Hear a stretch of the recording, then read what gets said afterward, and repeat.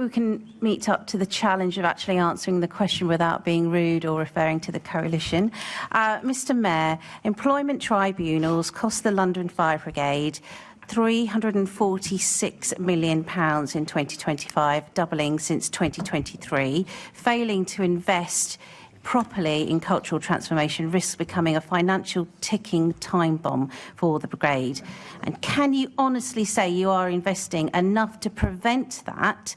And are you satisfied that the current budget fully funds the cultural reform that the brigade still requires? So, Chair, I'll try my best to answer the question, but if you could clarify, she said that the London Fire Brigade spent, and I quote, £346 million on employment tribunals last year. Yeah.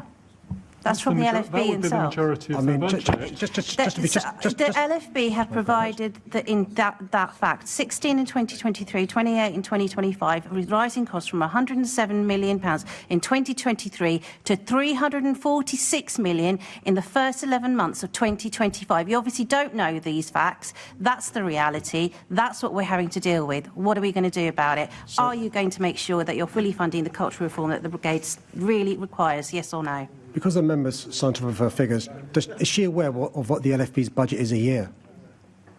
I'm dealing with some facts here. You're not answering the question again. Are you seriously saying that you think that everything's fine? Chair, the member didn't respond to my point. She's still sticking with the LFB last year spent £346 million on tribunal claims. If she looks at the budget of the LFB, that would mean basically very few firefighters, very few fire engines, very few fire stations, because nearly all of its budget would be spent on employment tribunals. And all I say in respectful ways, that's why I asked the question at the beginning of this really important issue, because the numbers she refers to, I don't recognise. OK. The members now are out of time. I suggest that you exchange correspondence, and I would, I think other Assembly members would probably like the background to the general question. The question was asked to the Commissioner himself as well, and he didn't refute that. So. OK. Let's then move on to Assembly Member Clark. Yes, hello. The Modern Firefighter Training Programme, developed since the Grenfell fire, has been partly funded by reserves. Is there sufficient funding in the budget to continue this enhanced level of firefighter training that the city needs?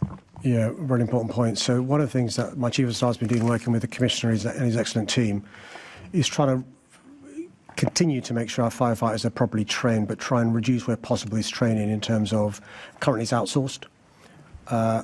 Could some of it done internally by the London Fire Brigade? And I just give David a chance to just respond to the specific point, because he's been looking at this in detail with the Commissioner. Yeah, thank you, Assembly Member. And, clearly with the evolving risks in London, whether that's wildfires, whether that's lithium-ion batteries, training of the brigade is really, really important.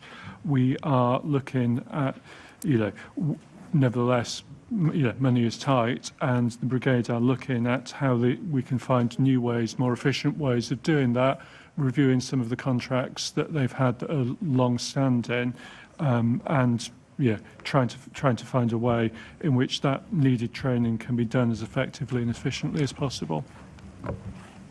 Thank you both. Thank you, Chair. Okay, I think that's the end of those questions on the Fire Commission. Commissioners component. Let's then move on to London Legacy Development Corporation. It's the turn of the Reform UK group to ask the first question. Assembly Member Prince. Thank you, Chair. Good afternoon, Mayor, David, team. Just before I start, I will declare that I am a season ticket holder of the West Ham women's team, just for clarity, because I intend to ask a question relating to West Ham. So, Mr Mayor, the London Legacy Development Corporation sold the London Stadium to GLA Holdings. Could you explain the reason for that move, please?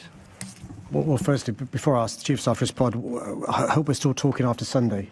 Big game on Sunday for both of our teams. Well, I'm very much hoping we will be talking. I'll settle for a draw. How about you? Yeah.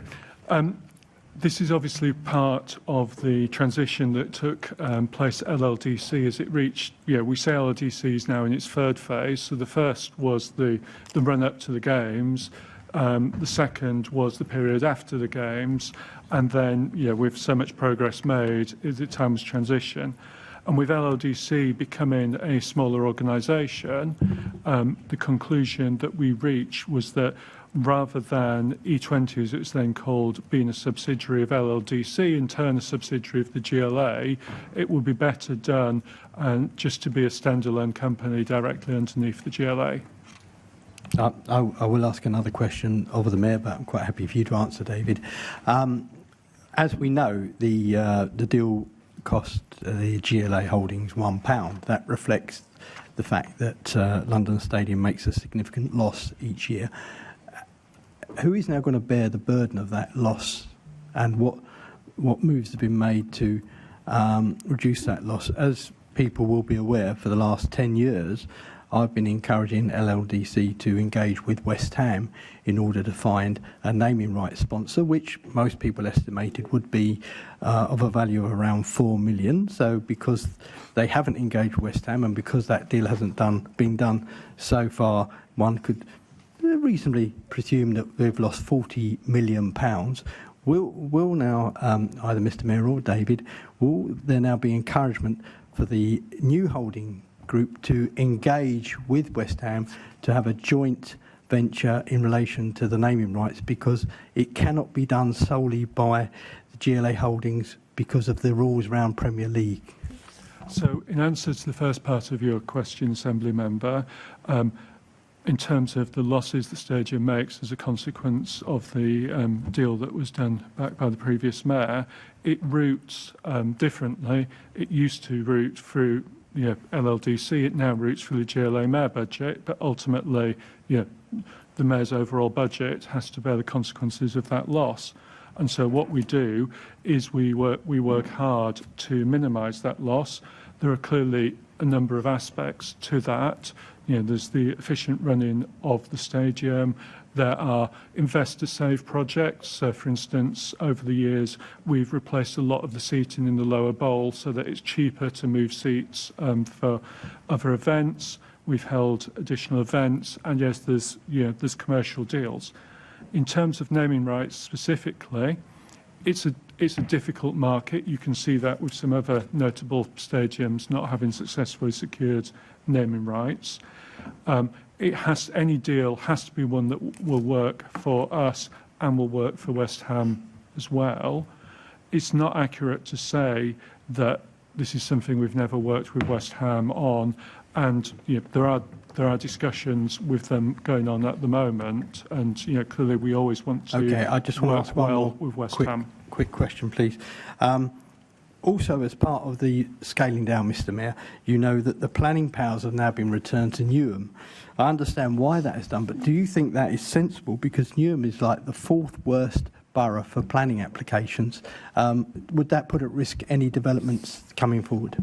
I would just say it was always the intention to give back to the councils the powers that have been taken from them. And I think there are 5 boroughs involved in terms of the original LLDC. So all of them now have got their planning powers back. And I just think it'd be wrong if we carried on in perpetuity the planning powers. So each council is in charge of applications in their respective boroughs. Thank you very much.